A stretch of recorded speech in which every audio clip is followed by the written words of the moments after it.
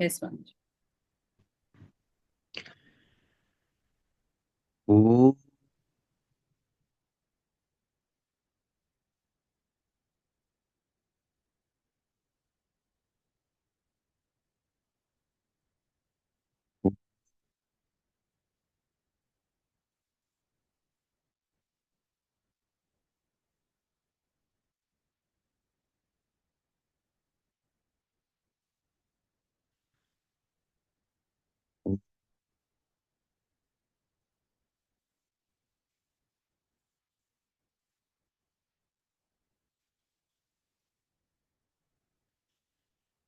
Om Sahana Bhavatu Sahano Bhunaktu Sahaviryam Karavavahai Tejasvinavadhitamastu ma vidvishavahai.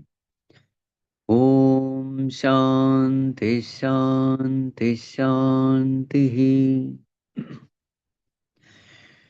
Om Namo Bhagavate Vaivasvataya Mrityave Brahma Vidyacharyaya Nachiketase cha.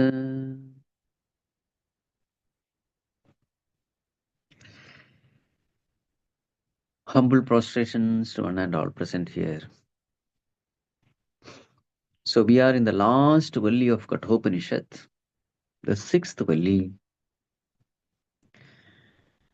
So in the last class we had seen this tree or samsara vriksha,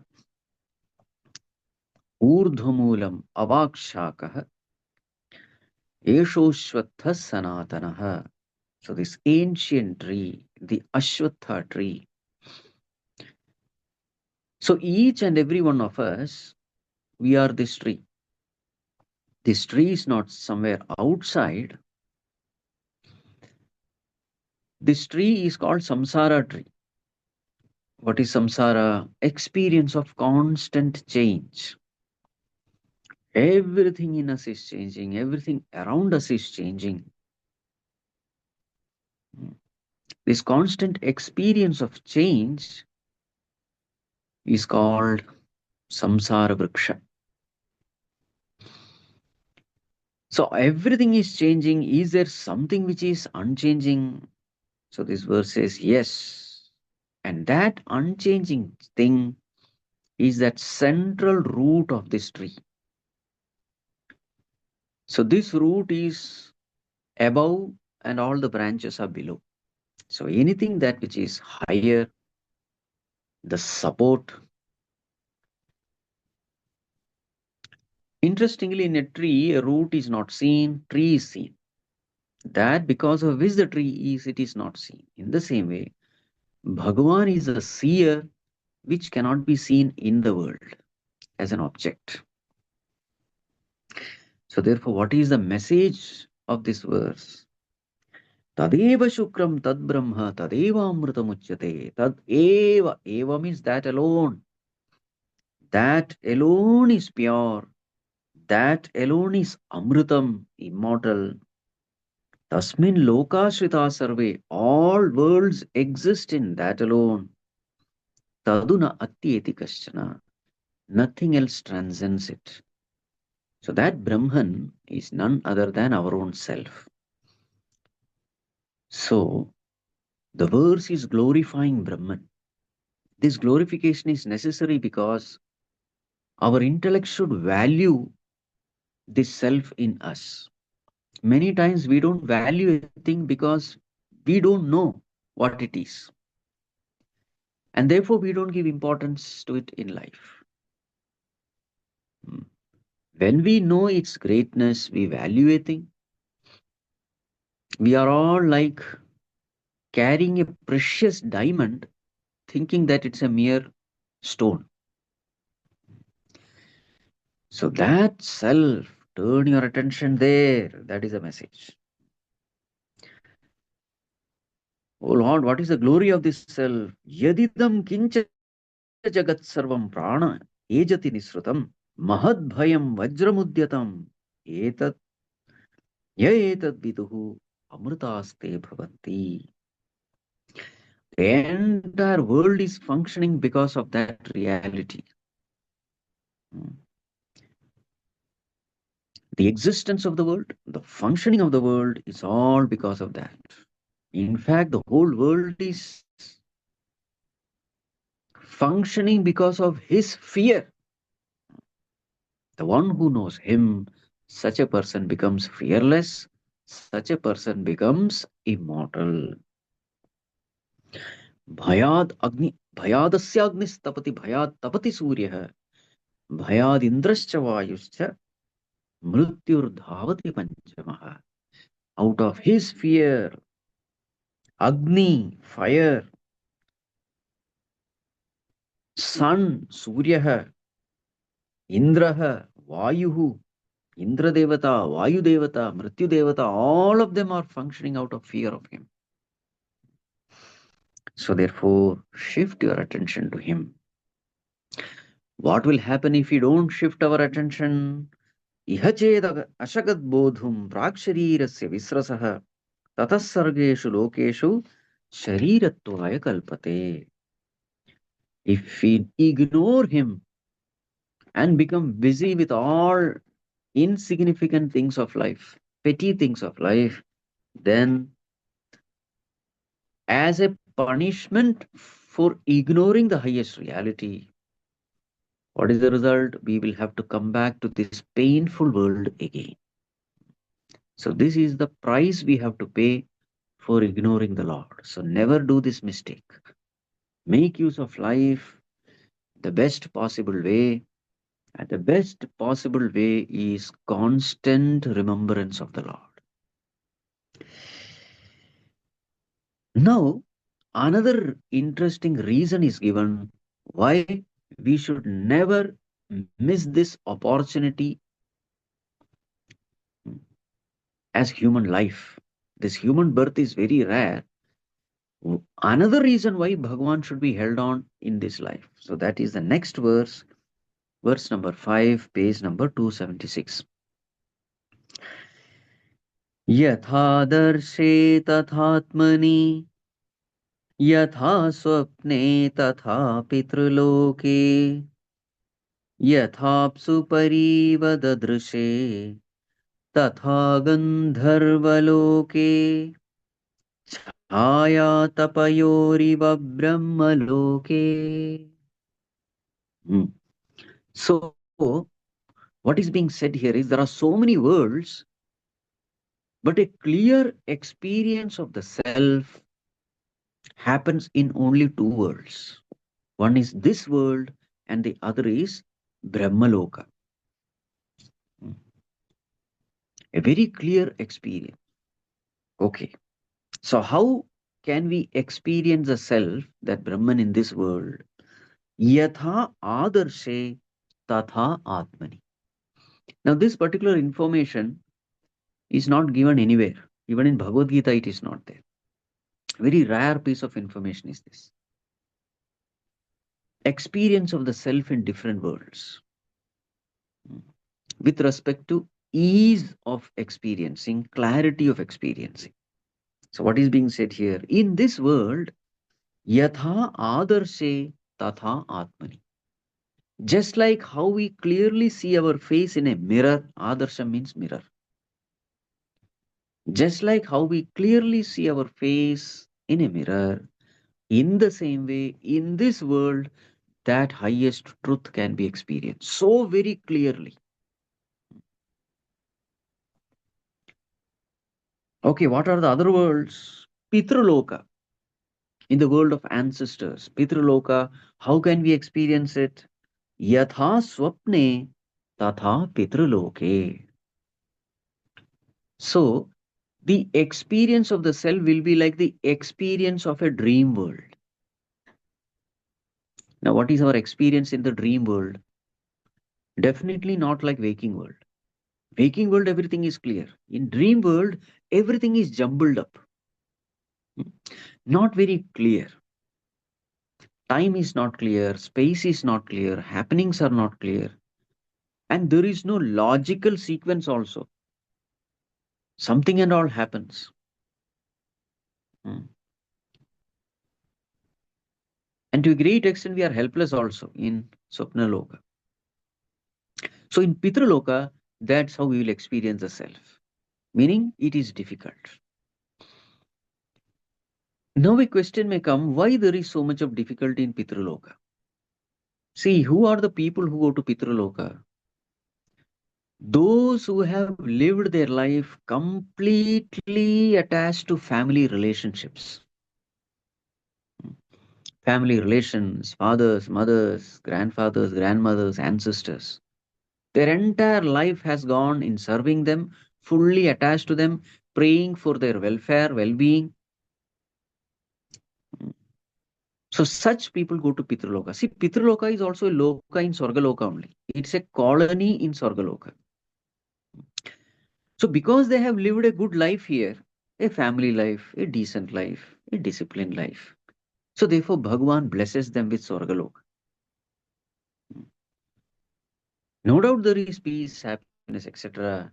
But when it comes to experience the reality, it becomes difficult because a mind filled with attachments towards relations, any attachment is a coloring over the mind. The attachments of likes and dislikes, the coloring of likes and dislikes. So, such a colored mind will not be able to experience the truth. Hmm. Truth is like crystal, it is colorless. So, if you want to see a crystal as it is, you will have to use a medium which is colorless. Otherwise, the medium will project its color upon the crystal. In the same way, truth is free from all properties, it is absolutely pure. So, to see a pure self, a pure mind free from attachments, ragadvesha, kamakrodha, such a mind is necessary. So, therefore, in Pitraloka, you see the truth like in a dream world. Okay, what is other loka? Yatha apsu pari iva dadrishe tatha gandharva loke. So now it is about gandharva loka. So here pari dadrishe has to be taken together. Pari iva dadrishe. Pari plus dadrishe, pari dadrishe. Apsu means water, in water.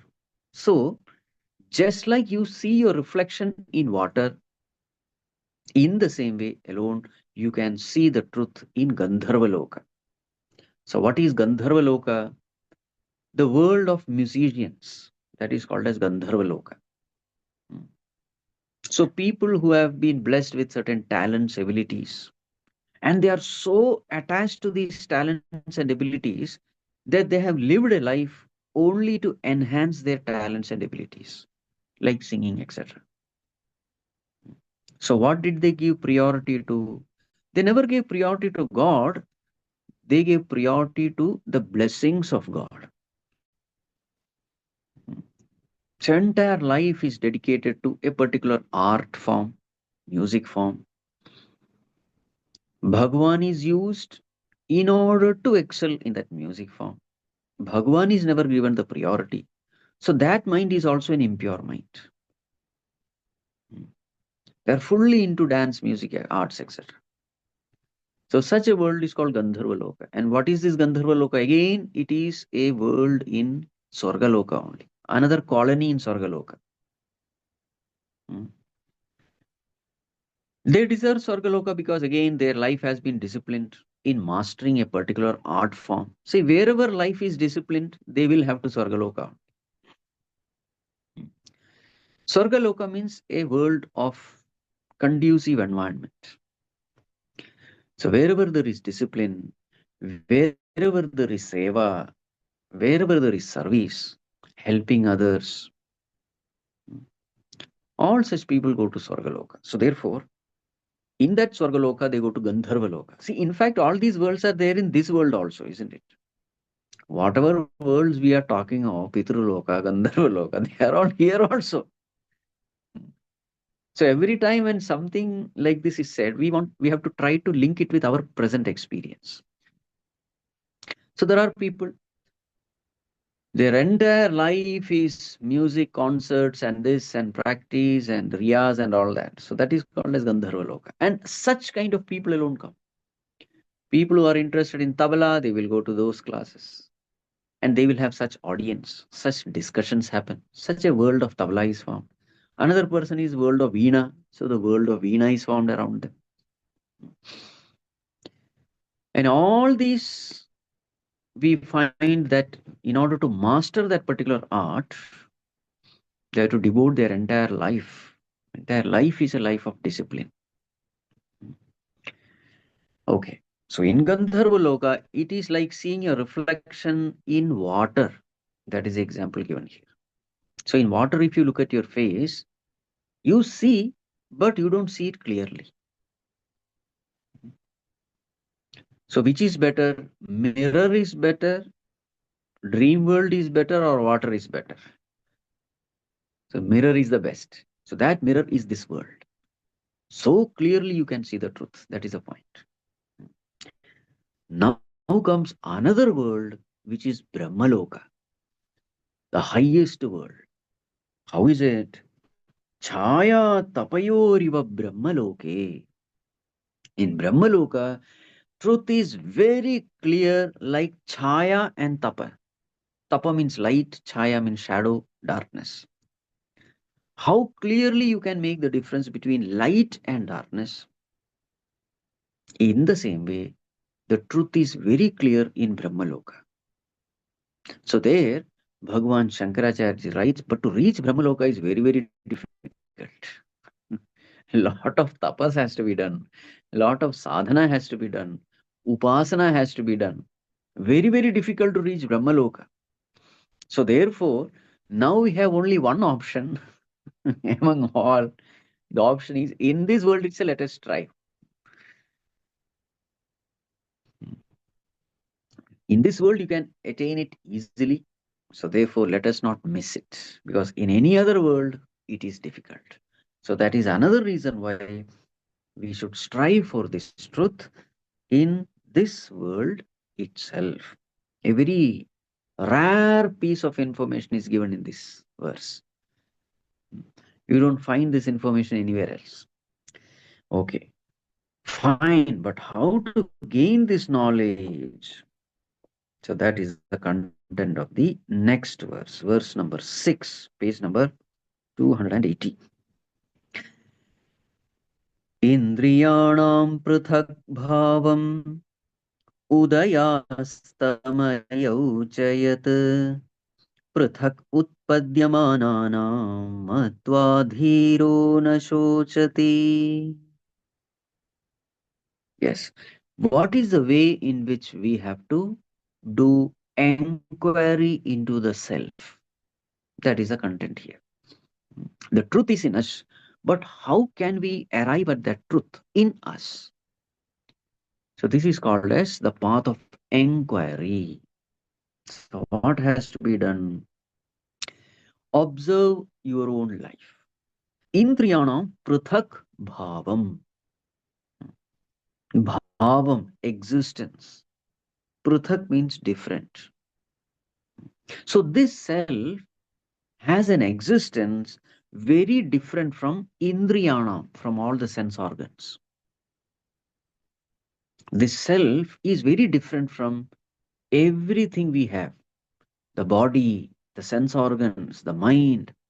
The property of this self is very different. Oh Lord, how is the self different? Indriyanam utpadyamananam. The sense organs, the mind, etc., utpadyamananam, they are born. It has a cause. They are born from something. So all of them have an effect. Indriyanam utpadyamananam. Whereas the self has no cause. So this is the first reason given here. All other things, they have a cause. Self is causeless. So, what is the cause of the sense organs, indriyas? So, for that, we have to go to Tattvabodha. Did you study Tattvabodha? Have you ever discussed Tattvabodha in this class? No. Yes, we have discussed. Okay. So, in Tattvabodha, we have that, how sense organs are formed. Mm. For example, the organ of hearing that is born out of sattvic aspect of Akasha. So, first 5 elements come. I mean, the what are the five? Akasha, Vayu, Agni, Jala, Prithvi. 5 elements. So, the sattvic aspect of the 5 elements, they go to become the what you call that Shrotrendriya, organ of hearing. In the same way, the sattvic aspect of Vayu, they go to become the organ of touch.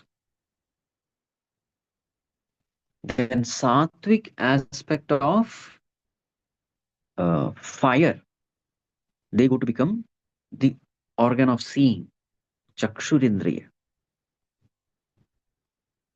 The sattvic aspect of Jala, they go to become the Rasanendriya, the organ of taste. And the sattvic aspect of Prithvi, they go to become the Granendriya, organ of smell. So that is what is being said here.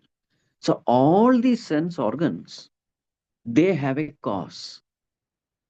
They are not causeless cause. They have not come by itself. They have a cause.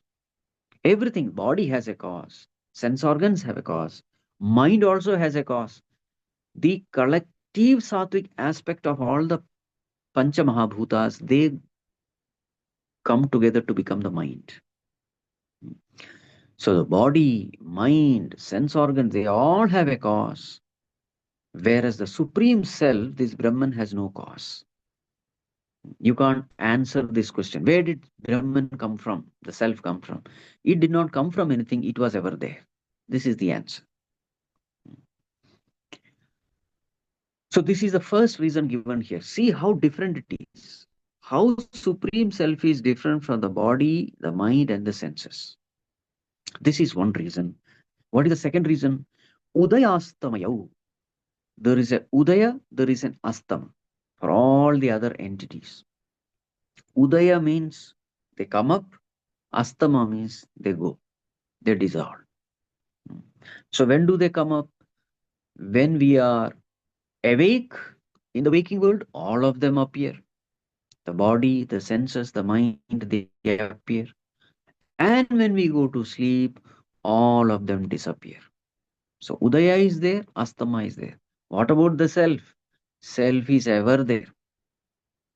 Waking state, dream state, deep sleep state, they are all different states of the mind.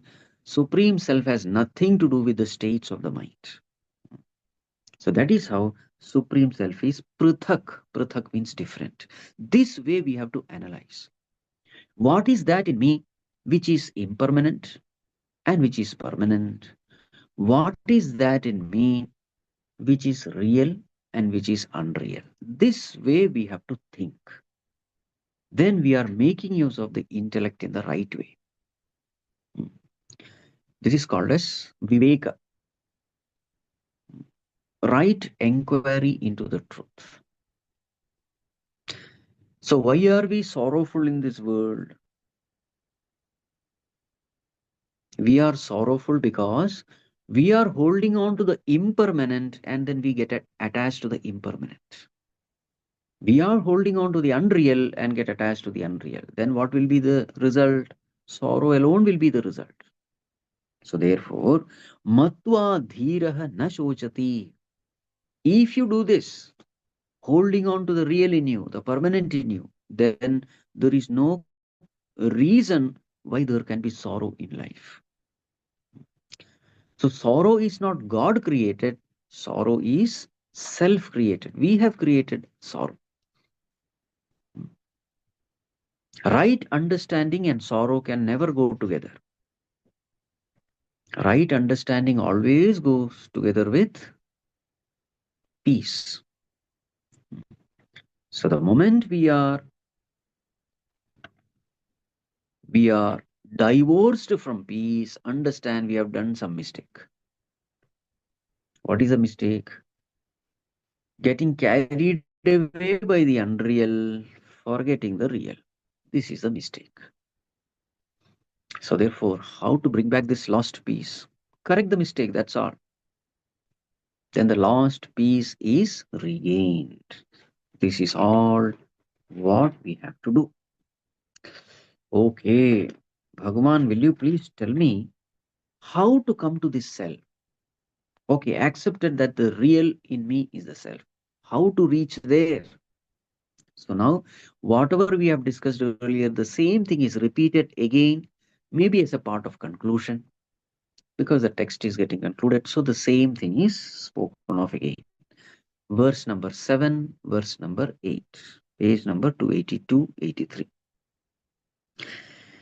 Indriyebhyah param manah manasa sattvamuttamaम् सत्त्वादधिमहानात्मा Mahato व्यक्तमुत्तमम् अव्यक्तात्तु परः पुरुषः व्यापको लिङ्ग एव च यं ज्ञात्वा मुच्यते जन्तुः अमृतत्वं च गच्छति.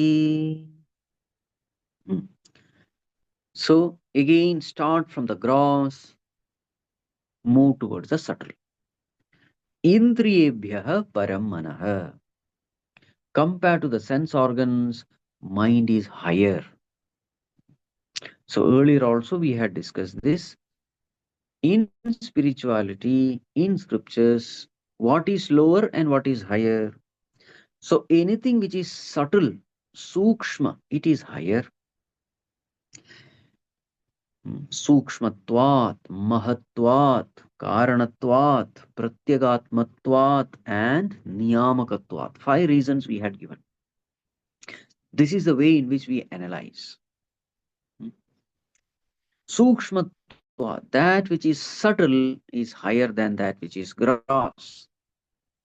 Mahatvat, that which is more pervasive, is higher. That which is the supporter is higher than the supported. Then pratyagatmatva, that which is inner is higher than that which is outer. Pratyagatmatva. Then karanatvat, that which is the cause is higher than that which is the effect. And then niyamakatvat, that which is the controller is higher than that which is controlled. So these are the ways in which we determine what is higher and what is lower. So in this way, we have to go within ourselves. So indriyebhyah param manah. So in this regard, mind is higher than the sense organs. Manasaha sattvam uttamam. Manasaha uttamam sattvam. Compared to the mind, sattvam is higher. So here sattva means intellect. Intellect is higher than the mind. Sattvat adhi mahanatma.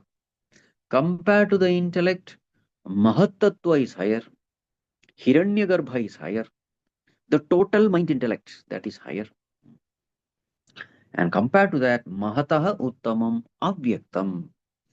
Compared to this Hiranyagarbha, Avyakta Prakriti is higher. Because during Pralaya, only Avyakta Prakriti remains. And everything comes out of Avyakta Prakriti. That unmanifest state is called Avyakta Prakriti. So compared to Hiranyagarbha, Avyakta Prakriti is higher. And compared to Avyakta Prakriti, Avyaktatu Paraha Purusha. This supreme self, supreme being is highest. There is none higher than this. So this pure consciousness is the highest because this pure consciousness is the one which is supporting even the Avyakta Prakriti. So the highest entity in this world is the supreme self in us, which is residing right in our heart. And what is his nature? Vyapakaha, it is all pervading. Alingaha, linga means property, indicator. So alinga means that which cannot be described, that which cannot be indicated because it has no properties. So therefore, purpose of life is to shift our attention there. What will happen if you shift our attention there? Yam nyatva muchyate jantuhu amrtatvam cha gacchati. If we can hold on to this truth, we become liberated from this birth death cycle. We attain immortality. Bhagavan, how can we do this sadhana? What is the qualification to reach this? So that is the content of verse number 9. Preparation to reach. Page number 8 to 84. न सन्दृशे तिष्ठति रूपमस्य न चक्षुषा पश्यति कश्चनैनम् हृदा मनीषा मनसाभिक्लृप्तः य एतद् विदुरमृतास्ते भवन्ति. Hmm. Asya rupam, the form of the self, na sandrishe tishtati, means what? Na sandarshana vishaye tishtati. It does not exist within the range of vision. The self cannot be known through our sense organs. Enam kaschana chakshushana pashyati. This cannot be seen through our physical eyes. So here chakshusha means we have to consider all the sense organs. Through our sense organs, this truth cannot be known, cannot be experienced. Then how can we experience it? Khrida, manisha, manasa, abhikluptah. This truth can be experienced. Three terms are used here: Hruda, Manisha, Manasa. Hruda means what? By the heart, in the heart.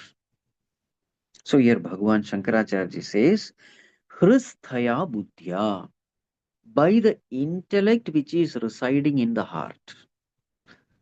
So this term called heart also we have discussed many times. The center of our being is called heart. We are not talking of physical heart here.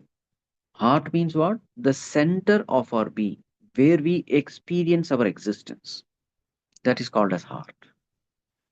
So, this truth can be experienced by the intellect residing in the heart. But what kind of intellect it should be? So, the second term is used, Manisha. Manisha comes from the term Manit. Manit means what? Ruler of the mind is called Manit. So, Manit means intellect, ruler of the mind. So, what is said here is intellect should rule our mind. With such an intellect alone, this truth can be experienced. Intellect should rule over the mind means what? So, intellect is the faculty with which we take decisions based on right and wrong. Mind is the faculty with which we take decision based on likes and dislikes. This we had discussed earlier also. So, therefore, intellect must rule the mind means what? Our life must be intellect based.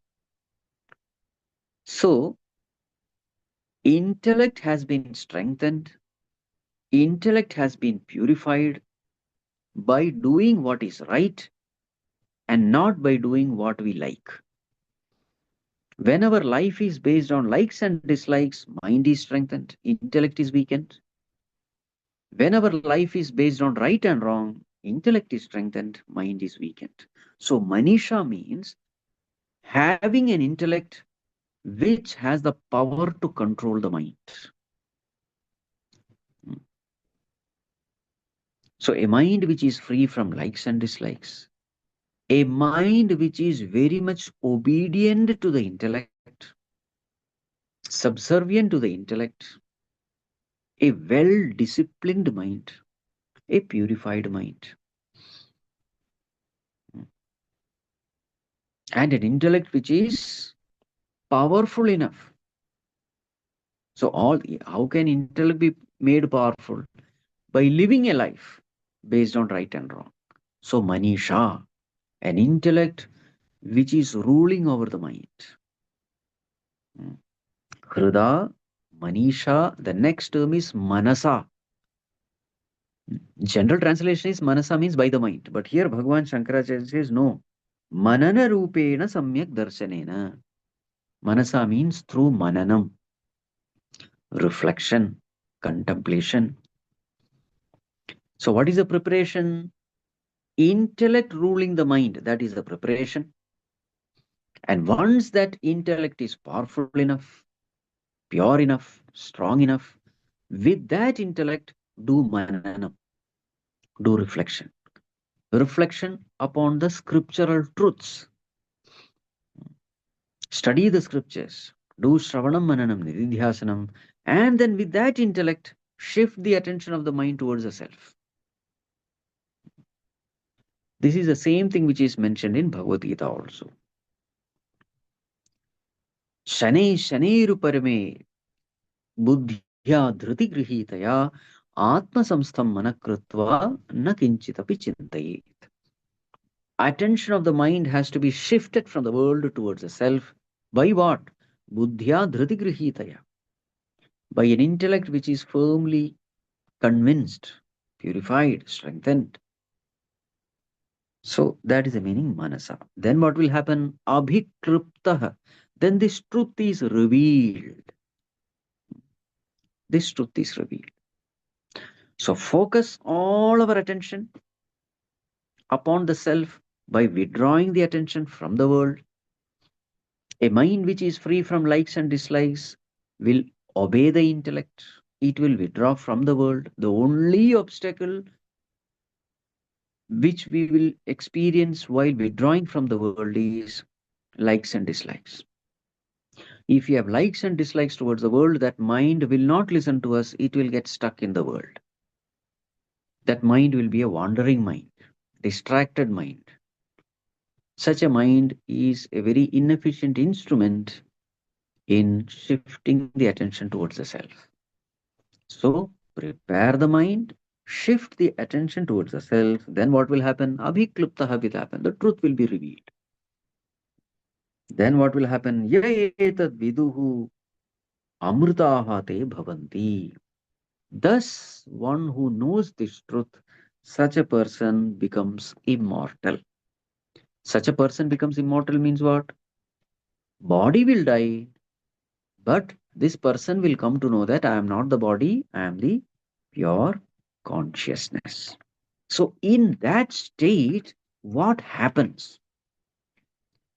Where the mind is withdrawn from the world, mind is shifted towards the self. What happens at that time? That is what is mentioned in the next verse, verse number 10, page number 287. यदा पञ्चावतिष्ठन्ते ज्ञानानि मनसा सह बुद्धिश्च न विचेष्टति तामाहुः परमां गतिम्. So in that state, yada panchajnanani, the five knowledges, if we can say. So here the sense organs are called as jnanani. Jnanam means knowledge, but here sense organs are called jnanam. Why is sense organs called jnanam? That is because through sense organs we gain the knowledge of the world.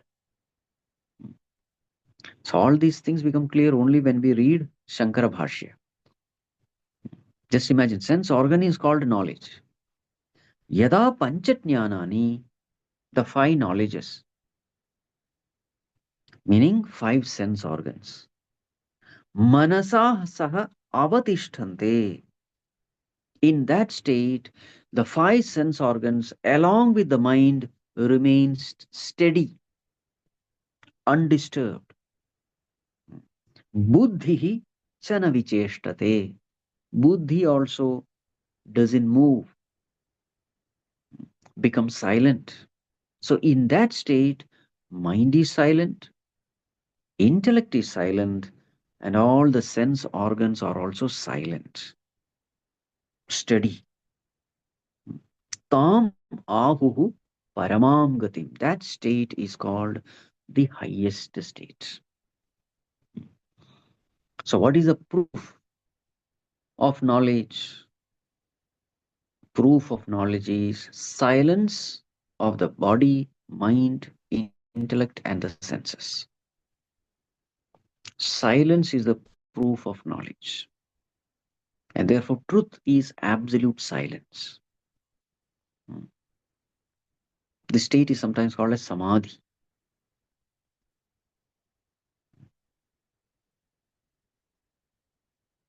That state is further described in verse number 11, page number 289.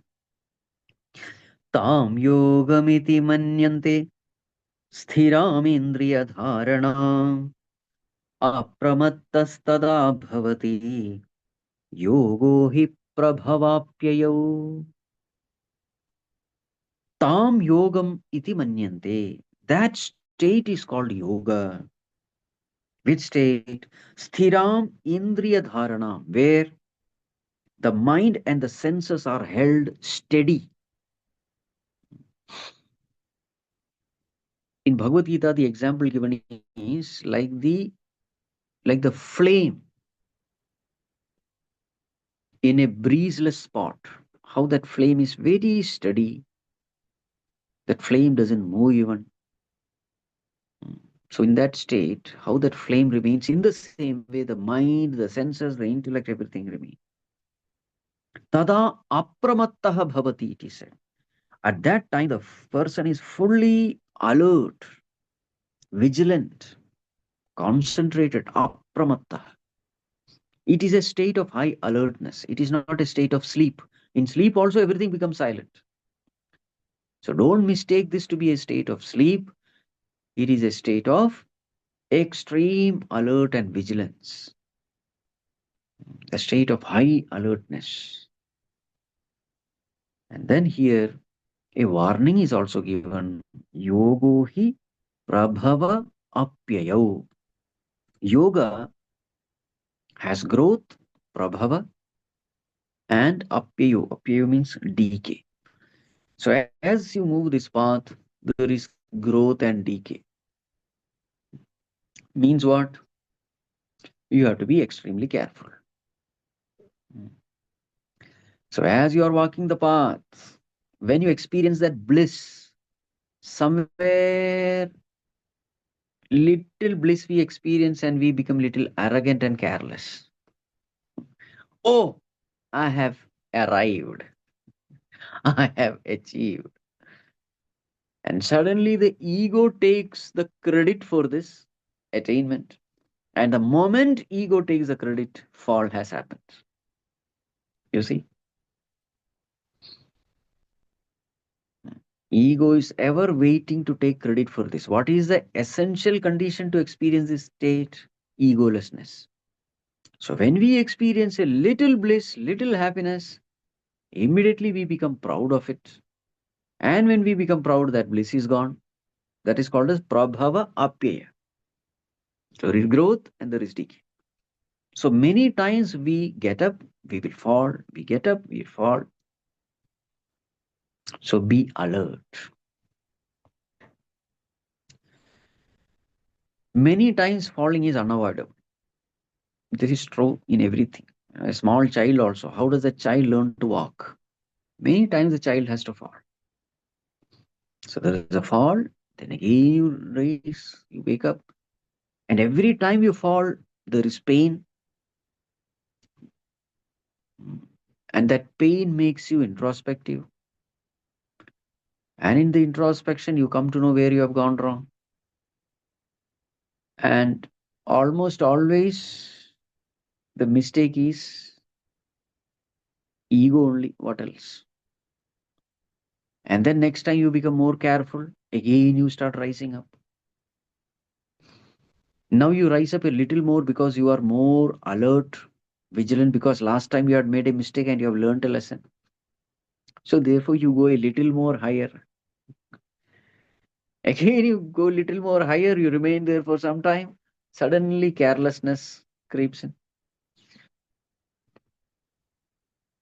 Mm. There is I must have told you this. Hrishtaha drupyati, druptaha dharmam atikramati. Did I tell you this? Okay. This is a very common sequence. Hrishtaha, the one who is happy, drupyati, he bloats in his ego. When we become successful, we become happy. When there is happiness, unknowingly the ego rises, drupyati, darpa comes, arrogance comes. And the moment this ego rises, driptaha dharmam atikramati. And with this arrogance, we tend to break dharma, the boundaries of righteousness. What we are supposed to do, we don't do. What we are not supposed to do, we do. This happens in that state of carelessness, and that carelessness comes because of arrogance, and that arrogance comes because of success.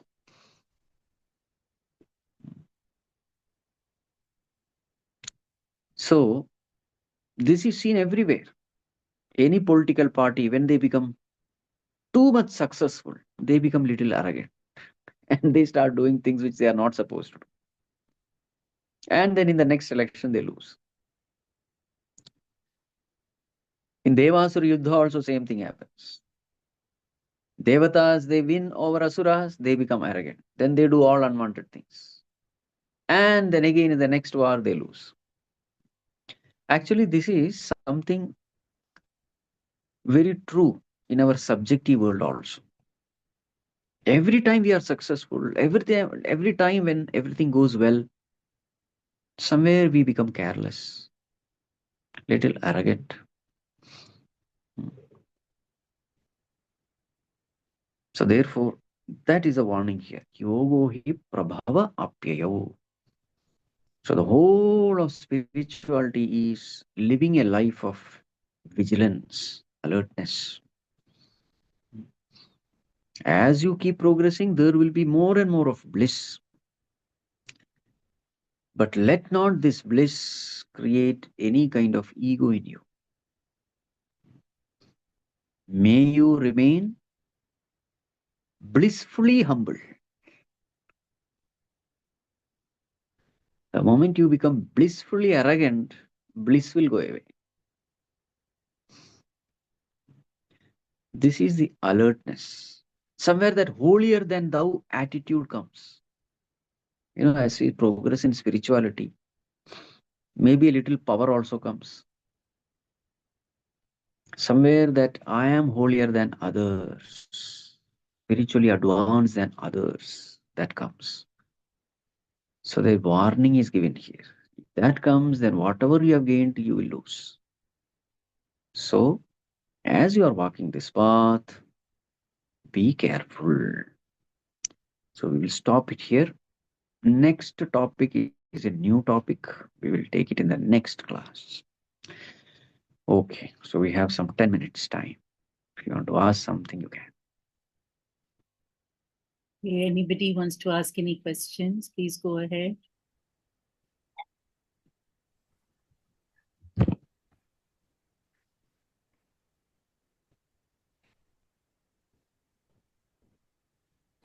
Swamiji, Please, Vaidehi. yeah, so when this arrogance comes, as you go up a little, blissfulness, and then there's this arrogance which is coming in. We are aware of it, yes, the arrogance is coming in, but don't know how to control that, how to bring that down. So what does one do? Remember my four Mahavakyas. What are they? I am nothing. I know nothing. I have nothing. I can do nothing. This should be the ground reality. Mm. Every time there is a little bit of arrogance, immediately puncture that ego, saying that I am a nobody.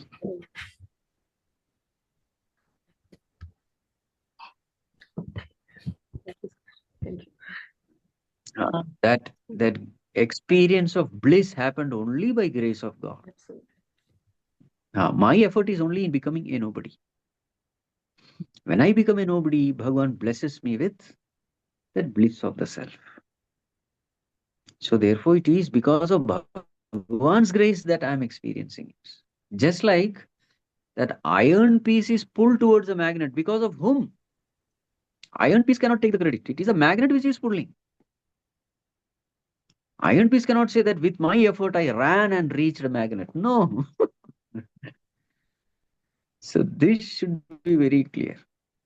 The moment the iron piece thinks that, oh, see, I am faster than other iron pieces, finished. So then a rust is formed. The moment the rust is formed, the pull is not experienced. It remains there. So our job is to remain a nobody throughout our life. Oh my God, it's tough. Yes. Dr. Rudvi, want to ask a question? Pranam Swamiji. Sorry. Pranam Swamiji.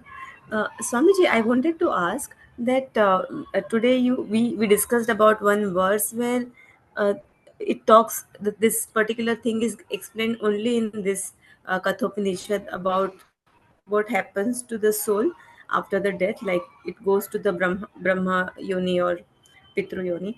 So Swamiji, I've also heard about this Adhogati. Like I'll just give you the names like Adhogati, Devayana, Pitrayana, which is given in some of the Upanishad.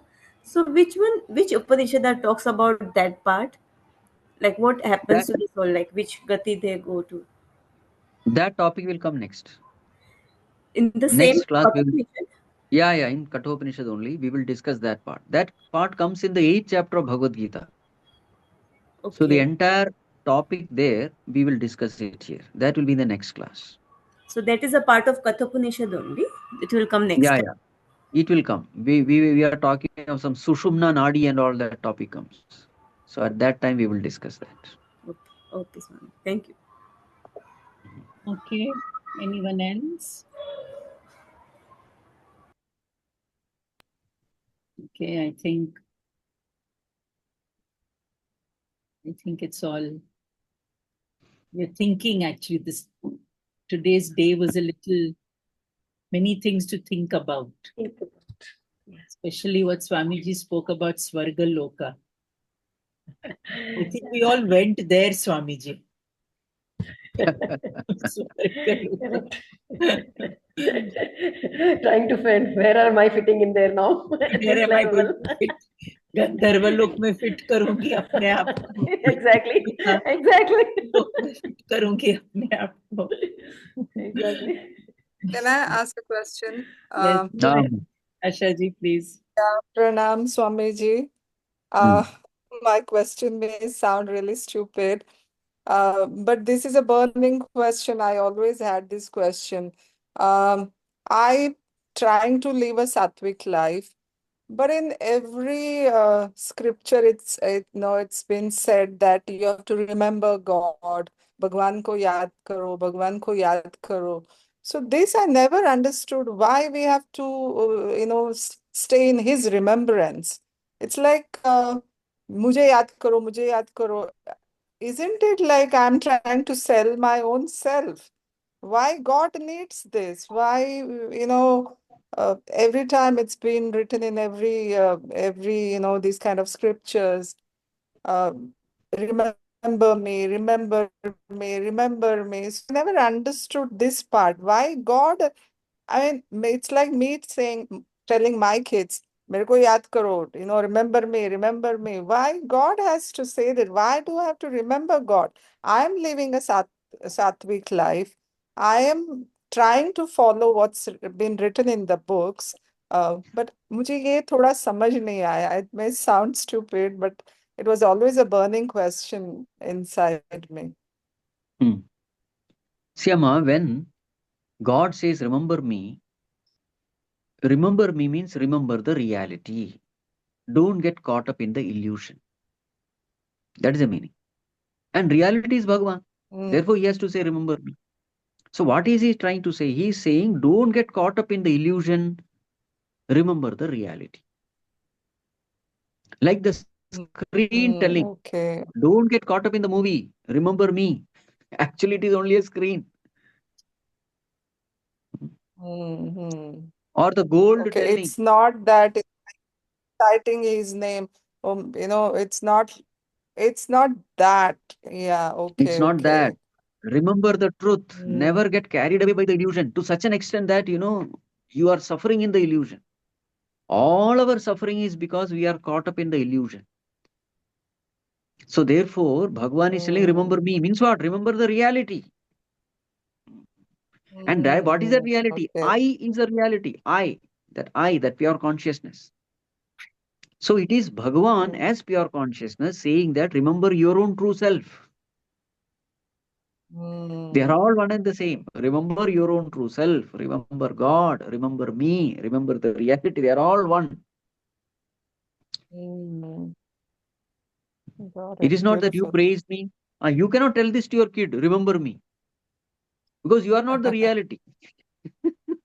Yeah. Then that is arrogance. If you tell your child, remember only me, don't remember anybody else. Chant my Right. name only. Then that is arrogance. Correct. Yeah. Because there is somebody higher than you Thank who you, is Swami. supporting you. Huh.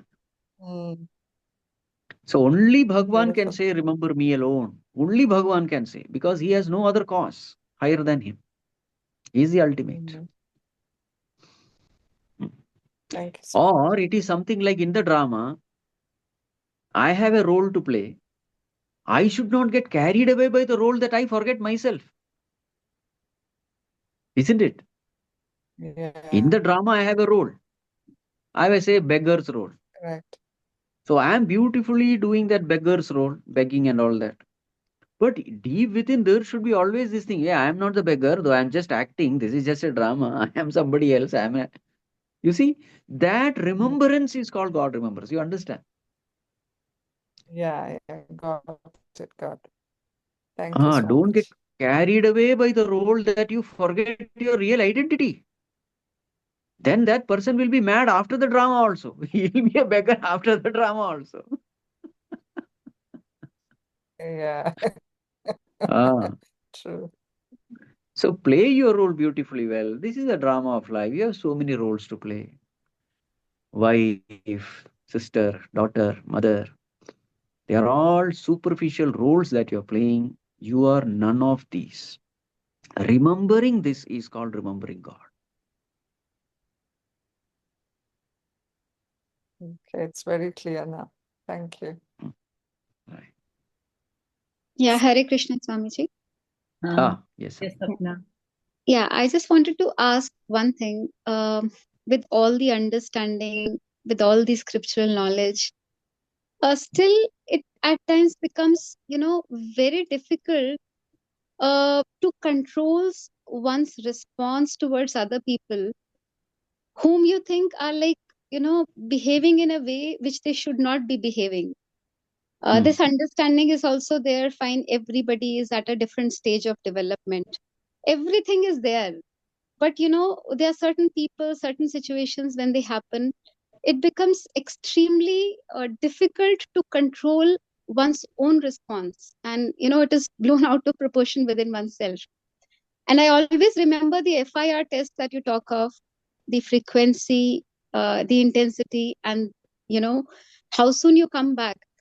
But then it is improving, but then it keeps on happening again and again at times. So how can one, actually control that one's own response to such situations? See, if the misbehavior of a person is disturbing you, that is because you are so much focused upon that negativity of that person that you forget the reality. So again, the problem is understanding only. Don't say that even with right understanding, I'm getting disturbed. No. At that moment, you are forgetting that right understanding. Your understanding is wheeled by the negative things of that person. So your mind is preoccupied by the negative things of that person. And at that time, you are not seeing that person as a manifestation of God. You completely forget all the teachings. You are preoccupied with your own notions of, dislike, hatred, etc. So therefore, it is not because of right understanding, it is because of the wheeling of right understanding that this happens. So if there is any hatred, ill will towards a person, understand your understanding has been wheeled. Right. Perhaps I'm under a situation continuously undergoing through, construction of my house. And this happens mostly towards the person who is getting the things done. Perhaps that Yes. mind is too much occupied by the negativity that is, the past experiences. Yes, Right. yes, yes. So your only job is to get rid of those negativities by meditating upon all the good things. Right. Meditate upon all the good things. Let the mind be filled with the good things. Then you will never have any kind of disturbance at all. Right. Thank you, Swamiji. Frequency, intensity, and R is recovery time.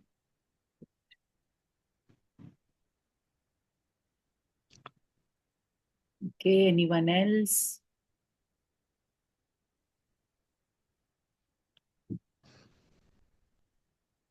So I think Swamiji today, it's been a wonderful session. Simply explain, Swamiji, the way you explain is so simple with such easy examples that even a child can understand this. So beautifully explained, Swamiji. I'm very curious to know how you speak to children, Swamiji. You have a Bal Utsav and Bal Vihara, and I'm really curious, what are the topics, Swamiji, you talk to children?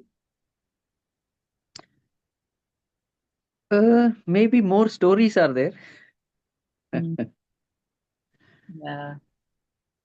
I wish I was a child attending your Bal Vihar, listening to stories. But I think we all would love a session where you just tell us stories and we can be children. You say, friends, should we have a session like that? Yes, definitely. Yes. Yes. Swamiji telling Yes, us. and yes, and yes. Yes. Hello, let us Then finish we have to have. Upanishad. Huh? Then Yes, we have to Swamiji. have Bhagavatam session, Amma. Bhagavatam. So that's what. Let us have one, at least 2 sessions before we start Kanumundaka Upanishad on just stories. I mean, Okay. today I felt like so easily you're talking, and I was wondering how the children would be only around you, you know, trying to get more stories. And I said, I also want to become a child, and I also want to listen to Swamiji and all his stories from Bhagavatam. So, Swamiji, when are we finishing Kathopanishad? December? Yes. The last class is in December. So, Yes. Swamiji, January we can have a session of stories. Okay. And then I just told Rupa Amma that please let me know when we can start on Mundaka Upanishad, Swamiji se baat karke. Swamiji, let us know. So maybe February we can start. Yes. So Shakuntala, January 2nd Thursday will be Swamiji's talk on stories. Great. Super. Fine. Okay. So Swamiji, we can have our last prayer now. Yes. ॐ सर्वे भवन्तु सुखिनः सर्वे सन्तु निरामयाः सर्वे भद्राणि पश्यन्तु मा कश्चित् दुःखभाग् भवेत् असतो मा सद्गमय तमसो मा ज्योतिर्गमय मृत्योर्मा अमृतं गमय ॐ पूर्णमदः पूर्णमिदं पूर्णात् पूर्णमुदच्यते पूर्णस्य पूर्णमादाय पूर्णमेवावशिष्यते ॐ शान्ति शान्ति शान्तिः हरिः ॐ श्रीगुरुभ्यो नमः हरिः ॐ